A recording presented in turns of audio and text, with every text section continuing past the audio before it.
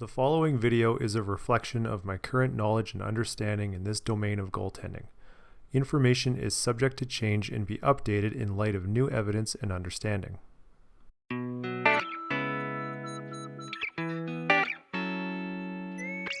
Goaltending is a position of paradox. Exactly what that means is a topic of its own, but the list of paradoxes surrounding the nature of the position, development, and performance is extensive and sometimes comical. One of those paradoxes I find particularly interesting is the fact that the very thing we're trying to protect can become our own worst enemy. Of course, I'm referring to the net itself. The net and the actual position of the net create an interesting environmental feature for goaltenders. As we know, geometry often works in favor of the goaltender, meaning that there's a very narrow region of ice that the shooters actually get to enjoy the benefit of the full width of the net, of course being the imaginary center line that splits the ice in half. Once the puck moves away from this line, the net begins to shrink.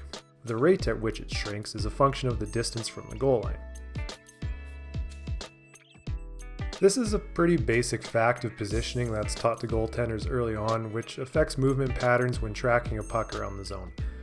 If a goaltender is following a puck from mid-ice to somewhere outside and or down toward the goal line, they know they can afford to retreat back to their post, both in order to prepare for a play to the backside or back door, and because the maintained depth leads to an overlapping coverage. Retreating back to the post at the same rate the net is shrinking will both maintain depth and minimize the threat of the growing backdoor option. Every goalie has an imaginary point on their body that divides the body into a left and a right half. I'll call this the midpoint. The belly button is a good example. Likewise, anywhere the puck is on the ice, an imaginary line exists from the puck to the center of the goal line. I'll call this the midline. A goalie is considered to be on angle when their midpoint is directly above the midline, then, of course, worrying about their square and their depth. Think about what happens when a goalie tracks a puck from high to low in their zone. The midline starts at a relatively high angle and becomes sharper and sharper as it moves towards the goal line. Goalies adjust the midpoint over the midline, retreating back as the angle becomes sharper. Notice what happens when the puck enters this weird little zone approaching the goal line. From my observations, I've come to call this the decision-making zone, or, for the sake of this video, the DMZ. The DMZ tends to cause goaltenders and their defensive team a little bit of trouble. For goaltenders, the reason is simple. You can only retreat back to your post so much before you've actually arrived at your post and made contact. Now, a decision has to be made in order to maintain the midpoint above the midline and not get locked out of the potential to butterfly if needed.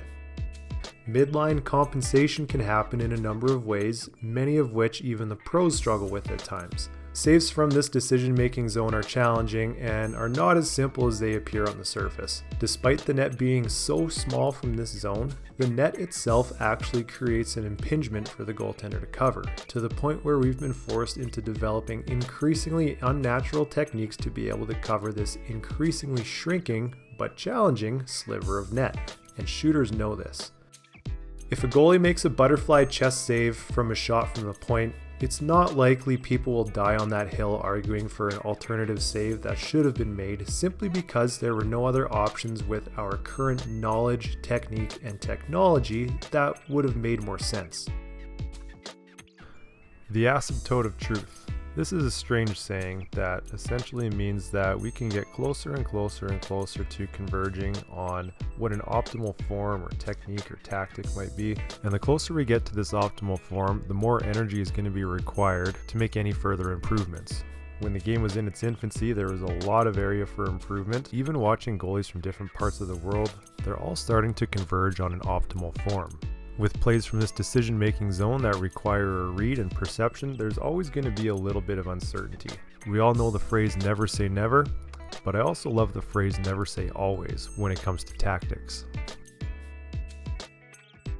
Plays from the decision-making zone will often induce this midline problem and continue to be a challenge, partly because alternative options do exist, and there is an added cognitive demand on the goaltender's ability to make a decision. This now leaves some extra room for errors, as success in these situations is now largely a function of not only execution, but optimal decision-making leading up to the execution. Overlap is not always going to be the best option, nor will reverse VH, traditional VH, narrow butterfly, even old school stand and squeeze. This is a part of the game that's important to have alternative options available because of the high reliance on a read and subsequent problem solving.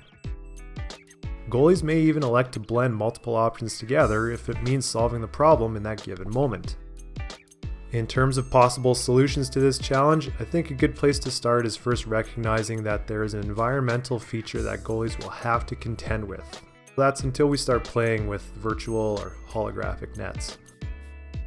Avoiding the pendulum effect from both a coaching and a playing perspective is important as well, meaning good alternative options aren't abandoned in favor of an arbitrary allegiance to a preferred technique. Personally, I don't think this midline problem is something we'll be able to approach from the perspective of totally eliminating from the game.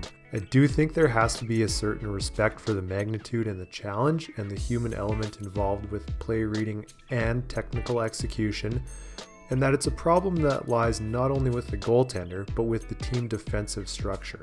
Because this is a concept that, if well understood by the players, can in theory be minimized in their own defensive zone but exploited in the offensive zone, the push-pull of the problem-solving element is always going to exist. Hence the reason why I say we can't think of it in terms of eliminating the problem altogether, which is both the beauty and the beast of the position.